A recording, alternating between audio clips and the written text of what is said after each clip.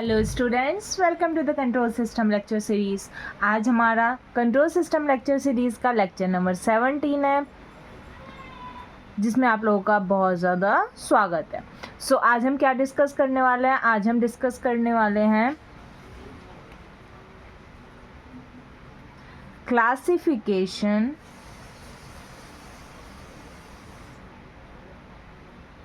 Of systems. आज के इस लेक्चर में हम क्लासिफिकेशन ऑफ सिस्टम के ऊपर डिस्कशन अपना करने वाले हैं।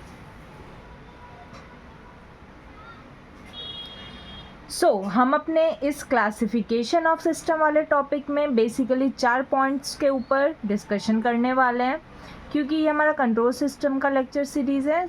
जो हमारे पास यहाँ पे बहुत ज़्यादा इंपॉर्टेंट कॉन्सेप्ट है उनको हम डिस्कस करने वाले हैं। जो क्लासिफिकेशन ऑफ सिस्टम में फर्स्ट इंपॉर्टेंट पॉइंट रहेगा वो रहेगा हमारे पास linear and non linear system. तो पहले हम समझेंगे लीनियर और नॉन लीनियर सिस्टम्स क्या होते हैं। देन हमारे पास है time variant and time invariant systems. Third point हमारे पास क्या होने वाला है? Causal, non causal and anti causal system. And fourth हमारे पास बहुत इंपॉर्टेंट टॉपिक है जिसको हम क्या बोलते हैं? स्टेबिलिटी। स्टेबिलिटी ऑफ सिस्टम के ऊपर हम डिस्कशन करेंगे। बेसिकली हम इसमें कैसे मूव करेंगे? पहले हम समझेंगे लीनियर और नॉन लीनियर सिस्टम क्या होते हैं, फिर हम समझेंगे टाइम वेरिएंट और टाइम इनवेरिएंट सिस्टम्स क्या होते हैं, कॉजल, नॉन कॉजल और anti causal, and then lastly हम डिस्कस करने वाले हैं stability of system. Let's start with the first topic. तो फर्स्ट हमारे पास क्या है? Linear and non linear systems. यहाँ पे हम क्या स्टार्ट करेंगे? Firstly linear and non linear systems. पहले हम क्या समझेंगे? लीनियर और नॉन लीनियर सिस्टम्स क्या होते हैं। ये हमारे पास क्या है? First topic. तो ये हमारे पास क्या है? First point. क्लियर? हमारे पास यहाँ पे बेसिकली आपको पता है कि हमारे पास जब भी कोई लीनियर सिस्टम होगा, यहाँ पे हम ड्रॉ कर लेते हैं हमारा ब्लॉक डायग्राम। यहाँ पे ये हमारे पास क्या है? ये अगर हमारे पास कोई लीनियर सिस्टम है, लीनियर सिस्टम, यहाँ पे अगर हमारे पास कोई भी x ऑफ t है और उसका आउटपुट y ऑफ t है, मतलब इनपुट x ऑफ t है, आउटपुट y ऑफ t है, और अगर सिस्टम एक लीनियर सिस्टम है तो उसको 2 पॉइंट्स या आप कह सकते हो 2 रूल्स वो हमेशा फॉलो करेगा। ये 2 रूल्स क्या होंगे? एक हमारे पास फर्स्ट रूल है एडिटिविटी और सेकेंड रूल हमारे पास क्या है? होमोजेनिटी।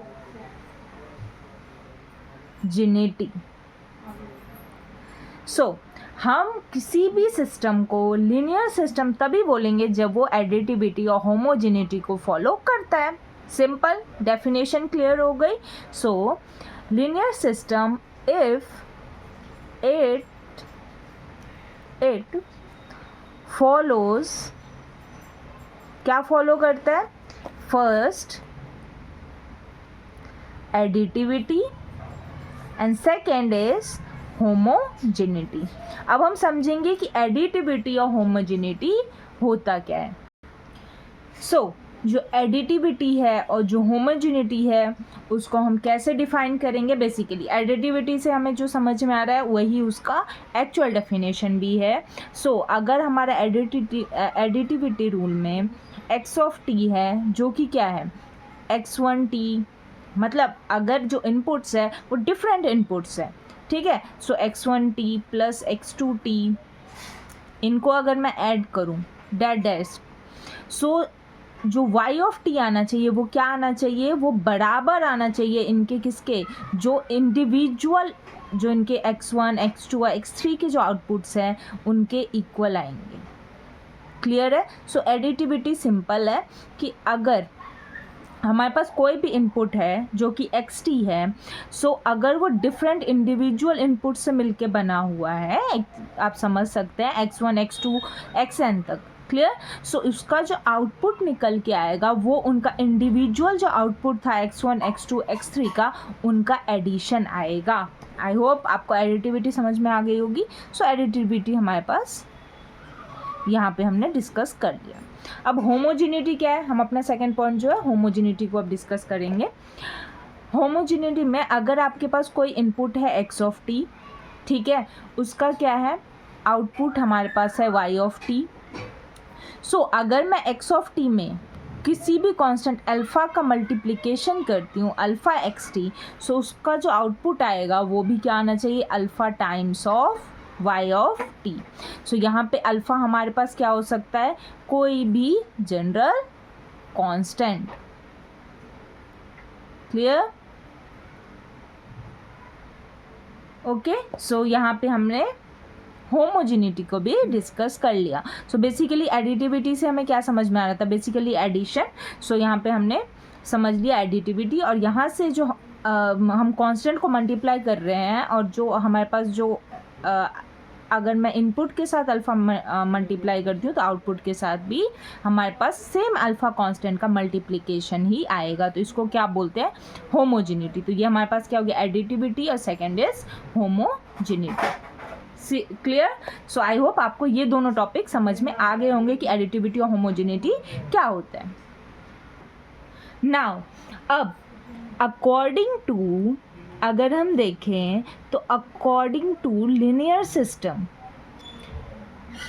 क्योंकि हमने एडिटिविटी और होमोजिनिटी तो समझ ली, अब लिनियर सिस्टम के हिसाब से क्या हम कंक्लूज़न निकाल सकते हैं या क्या हम लीनियर सिस्टम को डिफाइन कर सकते हैं। तो बेसिकली जो लीनियर सिस्टम होगा उसके लिए अगर कोई इनपुट है x ऑफ t, क्लियर, सो वो अगर अल्फ़ा टाइम्स ऑफ x1t है, clear, plus beta times of x of 2t है, देन y ऑफ t क्या होगा, y ऑफ t सेम होगा alpha times of y1t plus beta times of y2t। सो ये हमारे पास क्या होगा, ये डेफिनेशन हो गई हमारी किसके लिए, लीनियर सिस्टम के लिए, जिसमें हमने एडिटिविटी और होमोजिनिटी दोनों को यूज़ कर रहे हैं। क्लियर है, क्योंकि कांस्टेंट से मल्टीप्लाई हो रहा है तो हम होमोजिनिटी यूज़ कर रहे हैं, और क्योंकि डिफरेंट इनपुट्स है डिफरेंट आउटपुट्स है, तो जो डिफरेंट इनपुट का कॉम्बिनेशन होगा उसके लिए डिफरेंट आउटपुट का कॉम्बिनेशन आना चाहिए। क्लियर, डिफरेंट इंडिविजुअल आउटपुट्स का कॉम्बिनेशन, सो वो हमारा एडिटिविटी है। तो इसमें हमारे पास ये लीनियर सिस्टम को डिफाइन कर रहा है, जिसमें हमारे पास होमोजिनिटी एंड एडिटिविटी दोनों कॉन्सेप्ट ही यूज़ हो रहे हैं। सो आई होप आपको ये कॉन्सेप्ट यहाँ तक क्लियर हो गया होगा। अगर नहीं भी हुआ है तो हम क्वेश्चन डिस्कस करेंगे, उससे आपको और अच्छे से क्लियर हो जाएगा। ठीक है, तो अब हम इसका एग्जाम्पल देखने जा रहे हैं। हम कुछ एग्जाम्पल डिस्कस करेंगे। फर्स्ट एग्जाम्पल हम डिस्कस करते हैं अपना, जिसमें हमारे पास y of t is equals to 3x of t है। ये मेरे पास क्वेश्चन है। आपको यहाँ पे बताना है कि ये मेरे पास लीनियर है या फिर नॉन लीनियर है। क्लियर।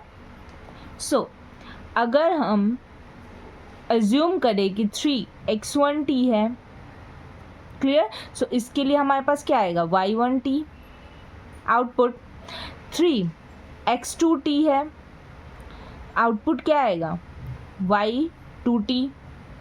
क्लियर। लेट xt क्या होगा, alpha time x1t plus beta time x2t, ये हम डिस्कस कर भी चुके हैं। देन y ऑफ t क्या आना चाहिए, y ऑफ टी आना चाहिए हमारे पास।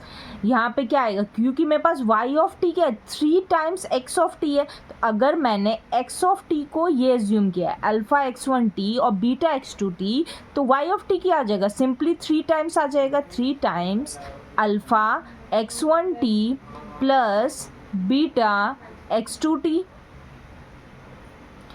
हमने कुछ नहीं करा, x1t को 3 से मल्टीप्लाई कर दिया, बेसिकली यही करना है। सो यहाँ से अगर हम सॉल्व करेंगे तो क्या आ जाएगा, y ऑफ टी क्या आ जाएगा, क्योंकि 3 से दोनों तरफ मल्टीप्लाई होगा, यानी 3 alpha x1t plus 3 beta x2t। Clear. So यहाँ से हमारे पास जो y ऑफ टी था वो हमारे पास आ गया alpha y1t plus beta y2t, क्योंकि हम पहले ही देख चुके हैं यहाँ से कि हमारे पास 3 टाइम्स x1 और 3 टाइम x2 ये y1 व y2 के बराबर है, यानी 3x1 ये y1 है और 3x2 ये मेरे पास y2 है। तो मेरे पास यहाँ पे y2 क्या आ गया, y2 हमारे पास आ गया ना अल्फ़ा y1t प्लस, सॉरी यहाँ पे क्या आएगा, बीटा आएगा, बीटा y2t। सो हमने x1 क्या एज्यूम करा था, सॉरी xt क्या एज्यूम करा था, alpha times x1 plus beta times x2, और मेरे पास yt भी क्या आया, alpha times y1 plus beta times y2। यानी ये क्या है, ये मेरे पास एक लीनियर सिस्टम का एग्जाम्पल है। क्लियर है। सो आई होप आपको फर्स्ट एग्जाम्पल समझ में आ गया होगा कि ये कैसे सॉल्व हुआ है। सो यहाँ पे हमने बहुत इजीली ये सॉल्व कर दिया कि ये हमारे पास क्या है, एक लीनियर सिस्टम का एग्जाम्पल है। क्लियर है। नाउ यहाँ पे एक होमवर्क क्वेश्चन मिलेगा जिसका आंसर आपको कमेंट में देना है कि वो लीनियर सिस्टम है या फिर नॉन लीनियर सिस्टम है, जो कि क्या है आपके पास yt is equals to x²t। Clear है। सो ये होमवर्क क्वेश्चन है, इसका कमेंट में आपको आंसर देना है कि ये लीनियर है या फिर नॉन लीनियर है। क्लियर है। सो आज के लिए इतना ही। हम नेक्स्ट लेक्चर में अपना आगे का आने वाला टॉपिक डिस्कस करने वाले हैं, जो कि है time variant and time invariant. उसके बाद हम कॉजल, एंटी कॉजल और नॉन कॉजल को समझेंगे एंड देन स्टेबिलिटी समझेंगे। सो ये होमवर्क क्वेश्चन डिस्कस करेंगे हम नेक्स्ट लेक्चर में। तब तक के लिए आप इसका आंसर ज़रूर दे दें। क्लियर है। तब तक के लिए बाय। अगर लेक्चर समझ में आ गया हो तो लाइक कर दें और सब्सक्राइब कर दें, क्योंकि और भी बहुत सारी ऐसी वीडियोज़ आएंगी जो आपके लिए बहुत ज़्यादा हेल्पफुल होने वाली है। Bye bye.